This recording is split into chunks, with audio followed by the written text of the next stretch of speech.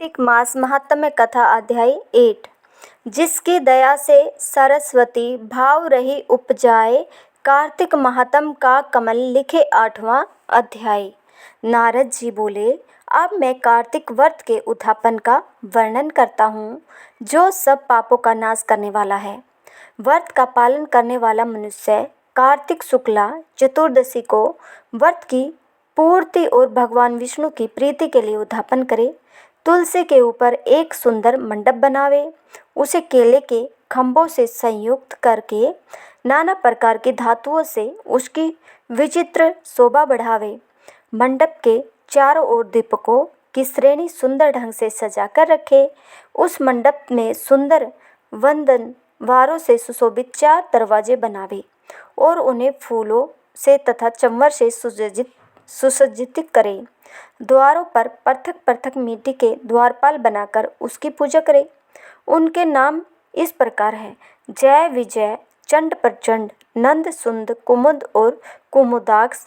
उन्हें चारों दरवाजों पर 2-2 के क्रम से स्थापित कर भक्ति पूर्वक पूजन करे। तुलसी की जड़ के समीप 4 रंगों से सुशोभित स्रवतो भद्रमंडल बनावे और उसके ऊपर पूर्णपत्र तथा पंचरत्न से संयुक्त कलश की स्थापना करें। कलश के ऊपर शंख चक्र गदाधारी भगवान विष्णु का पूजन करें। भक्ति पूर्वक उस तिथि में उपवास करें तथा रात्रि में गीत वाद कीर्तन आदि मंगलमय आयोजनों के साथ जागरण करें। जो भगवान विष्णु के लिए जागरण करते समय भक्ति पूर्वक भगवत संबंधी पदों का गान करते हैं, वे सैकड़ों जन्मों की पाप राशि से मुक्त हो जाते हैं।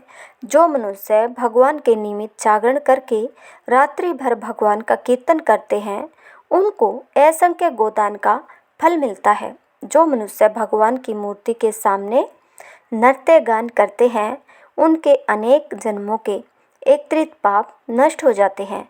जो भगवान के सम्मुख बैठकर कीर्तन करते हैं और बंसी आदि बजाकर भक्तों को प्रसन्न करते हैं तथा भक्ति से रात्रि भर जागरण करते हैं, उन्हें करोड़ों तीर्थ करने का फल मिलता है। उसके बाद पूर्णमासी में एक सप्तऋक ब्राह्मण को निमंत्रित करें।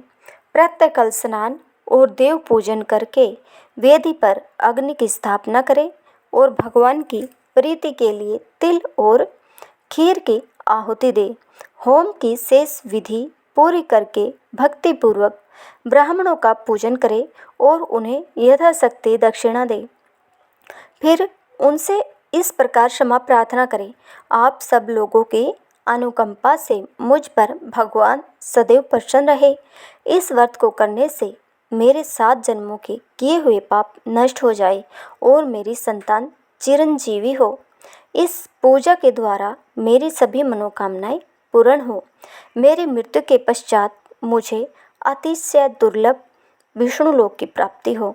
पूजा की समस्त वस्तुओं के साथ गाय भी गुरु को दान में दे। उसके पश्चात घर वालों और मित्रों के साथ स्वयं भोजन करे। भगवान द्वादशी तिथि को शयन से उठे, त्रयोदशी को देवताओं से मिले और चतुर्दशी को सबने उनका दर्शन एवं पूजन किया। इसलिए उस तिथि में भगवान की पूजा करनी चाहिए। गुरु की आज्ञा से भगवान विष्णु की स्वर्णमयी प्रतिमा का पूजन करें। इस पूर्णिमा को पुष्कर तीर्थ की यात्रा श्रेष्ठ मानी गई है। कार्तिक माह में इस विधि का पालन करना चाहिए। जो इस प्रकार कार्तिक के व्रत का पालन करते हैं, वे धन्य और पूजनीय हैं। उन्हें उत्तम फल की प्राप्ति होती है। जो भगवान विष्णु की भक्ति में तत्पर हो कार्तिक में व्रत का पालन करते हैं, उनके शरीर में स्थित सभी पाप तत्काल नष्ट हो जाते हैं। जो श्रद्धापूर्वक कार्तिक के उद्यापन का महात्म्य सुनता है या सुनाता है, वह भगवान विष्णु का सायुज्य प्राप्त करता है। कार्तिक मास के 8वें दिन की कहानी में एक बहू और उसकी सास ससुर की कथा है, जिसमें सास बहू को छोटा समझकर तीर्थ पर नहीं ले जाती है। जब सास तीर्थ पर होती है तो उसकी नथ गंगा में गिर जाती है। बाद में जब बहू अपने कूड़े कुंडे में पानी डालकर नहाती है तो उसे उसी गंगा के जल में सास की नथ मिल जाती है। इस तरह बहू के सच्चे विश्वास और सच्ची श्रद्धा के कारण उसे गंगा स्नान का फल मिलता है और उसके कुंडे सोने के हो जाते हैं। एक सास कार्तिक मास में तीर्थ यात्रा पर जाती है लेकिन अपनी बहू को साथ नहीं ले जाती क्योंकि वह उसे बहुत छोटी समझती है। इस कहानी से यह शिक्षा मिलती है कि तीर्थ यात्रा का महत्व स्थान से ज़्यादा मन की भावना और श्रद्धा में है। सच्ची श्रद्धा से किया गया कोई भी कर्म ईश्वर को प्रसन्न करता है।